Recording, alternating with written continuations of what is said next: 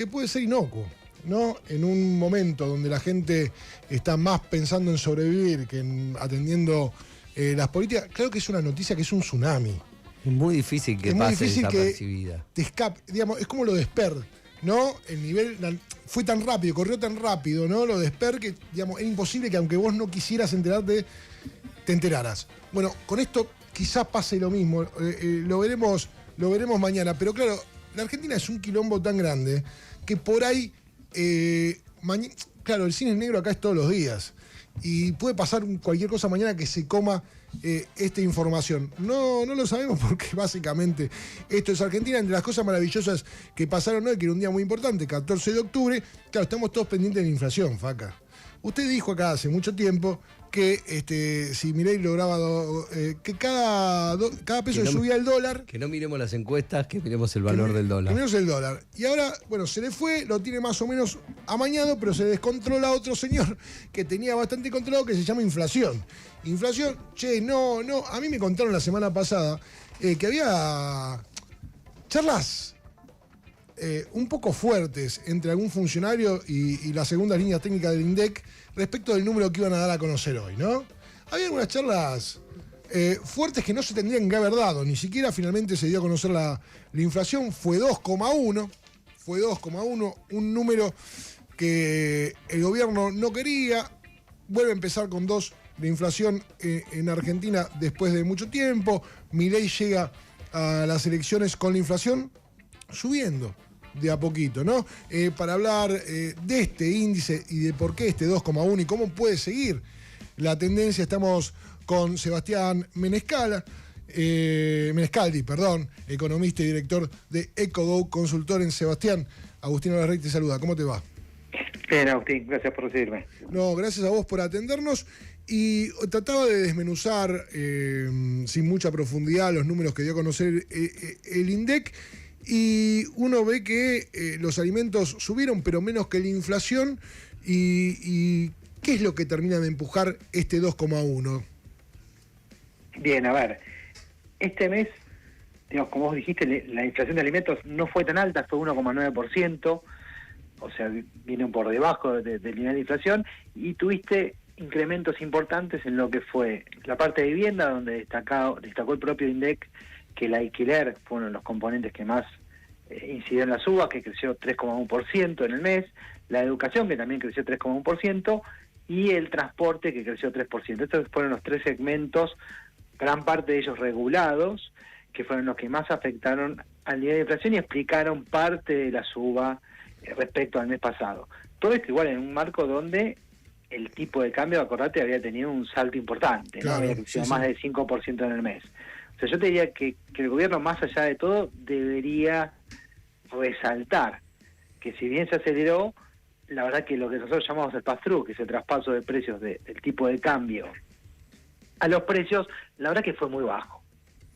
Ahora, lo que uno percibe también es que este 2,1, que si mal no recuerdo es el más alto como desde mayo, tengo que hacer memoria bien, pero hacía varios meses que la Argentina no superaba el 2% de inflación, se da en un contexto donde parece haber menos plata en la calle y menos consumo.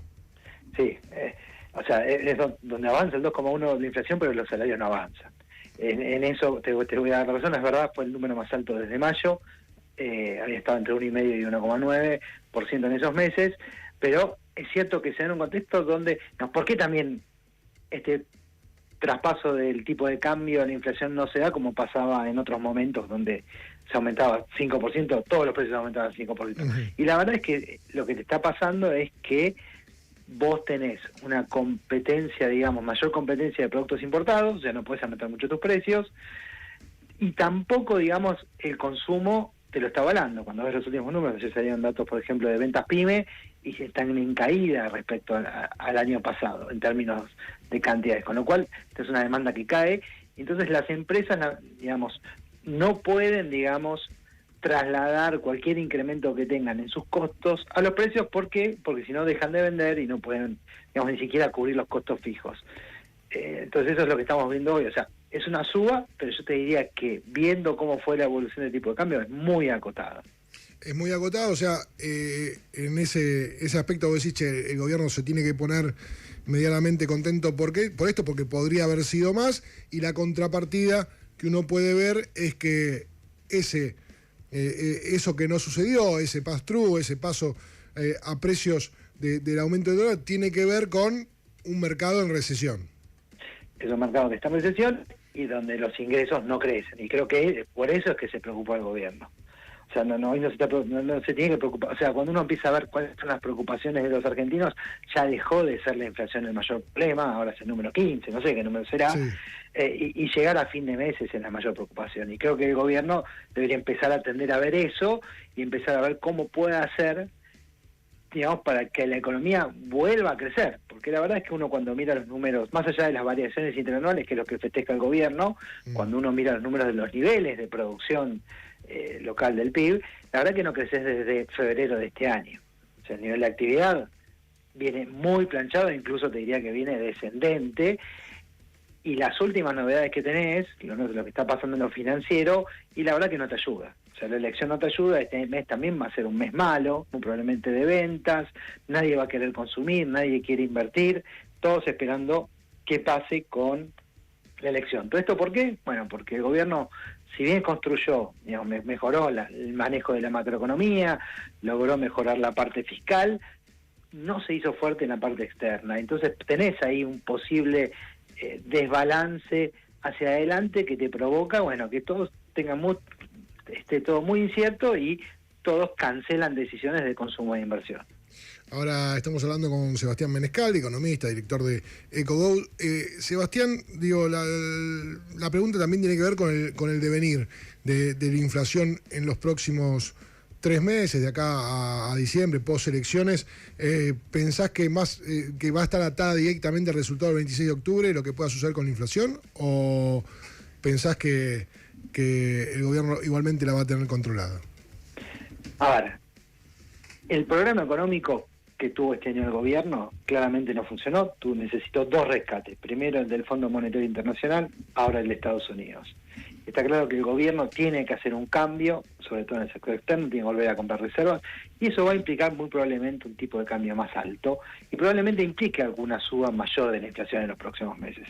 Vas a tener alguna corrección en el tipo de cambio, no grande, porque yo te diría que el tipo de cambio ya tuvo mucha corrección este año, y no se trasladó todo a precios.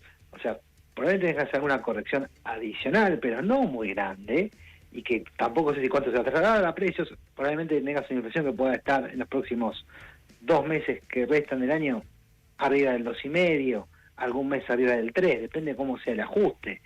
Pero la verdad que en términos inflacionarios, la verdad es que tenés un manejo mucho más prudente, y por eso, si me decís, inclusive con esta corrección de tipo de cambio, la inflación no va a ser mucho más alta. Ok, y en ese marco, de cara también a lo que viene, te pregunto, Sebastián, ¿qué tanta certeza o seguridad, no sé si pudiste estar atento a lo que pasó hoy en Washington con el presidente, no sé, un anuncio que dejó algún ruido? De hecho, nada, estamos revisando los diarios financieros dando cuenta de la caída de bonos de la Argentina. ¿Crees que cómo será recibido mañana esto acá en la Argentina? A ver, yo supongo, viendo la conferencia, yo entiendo que para mí hubo alguna confusión de Trump en lo que dijo, pensando que esta era una elección presidencial y que si no iba a estar si perdía Milei no iba a continuar Milei. Ahora está claro que el apoyo de Trump no es a Argentina, es a la reelección de Milei. Pero yo supongo que va a haber algún tuit aclaratorio en algún momento de acá a lo que resta del día, o antes de que comience el mercado mañana, supongo yo, para intentar corregir, porque la verdad que lo que dijo fue muy duro, digamos, y plantea nuevamente un abismo, que si de repente el 27 de octubre Estados Unidos te saca el apoyo del respirador que te permitió sobrevivir hasta ahora sin hacer correcciones, bueno, la coyuntura posterior puede ser muy complicada, lamentablemente, para Argentina, sin ese único apoyo financiero. La última que te hago, Sebastián, gracias por el tiempo. Desde ya, el presidente de la Nación dijo hace poquito, lo dijo durante esta campaña, antes de irse a Estados Unidos, unos días antes nomás, que la inflación en junio del año que viene va a ser 0. ¿Vos pensás que será así finalmente? La verdad yo creo que no. A ver, para mí va a tener que resetear cómo es la política económica y quizás se va a tener que dar cuenta que entre elegir empleo o crecimiento e inflación, le va a convenir políticamente elegir tener un poco más de inflación, pero tener más empleo y más crecimiento del país. Entonces, yo no creo en principio que la inflación vaya a ser 0 en junio del año que viene. Sí creo que va a ser muy baja y puede ser la más baja en un tiempo largo, si logran hacer la corrección y se logran establecer un marco estable y perdurable. Y eso va a implicar que el presidente cambie en términos políticos y busque coaliciones. Son muchísimas cosas las que tienen que pasar, Sebastián, entonces. No, es por eso que yo tengo la duda detrás, digamos. Claro. Es más, es un problema político, por supuesto. Para mí sí, primero es la política y después de ahí surge la economía. Sebastián, gracias por este ratito. Gracias a ustedes, hasta luego. Ahí estaba Sebastián Menescaldi, economista, director de Ecogo. Bueno, dejando de